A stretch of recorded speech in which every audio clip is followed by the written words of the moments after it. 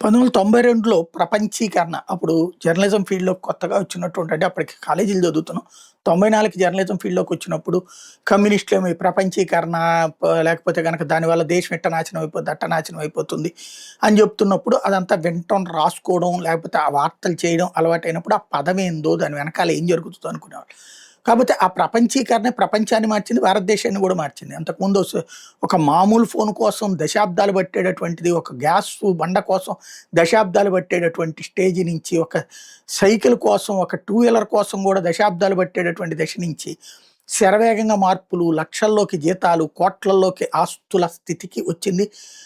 పేదరికం భారీగా పోవడానికి కారణమైంది కూడా ప్రపంచీకరణ విధానాలు. ఇక్కడ టారిఫ్‌లు ఇవి యూనిఫార్మ్‌గా వరల్డ్ వైడ్‌గా ఉండాలన్నది మొదట్లో జరిగింది గానీ, క్రమక్రమంగా ఆయా దేశాల వ్యాపారాలను సంరక్షించుకోవడం కోసం కొంత మార్పు చేర్పులు చేసుకునే పరిస్థితి అక్కడికక్కడ చేస్తున్నారు. ఇప్పుడు మనం గనక అమెరికా నుండి దిగుమతి చేసుకునే పప్పుల మీద 30% సుంకాలు వేస్తే ఏడ్చినటువంటి అమెరికా అధ్యక్షుడు, అట్లాగే అమెరికాకి సంబంధించిన అనేక వాటి మీద మనం సుంకాలు డబులేస్తున్నామని ఏడ్చినటువంటిది చూసాం. ఇప్పుడు అదే అమెరికా 10% సుంకాలు అందరికీ మస్ట్. ఆ తర్వాత మిగతాది కొన్నిటికి 100 ఉంటది, కొన్నిటికి 125 ఉంటది, కొన్నిటికి 0 ఉంటుంది.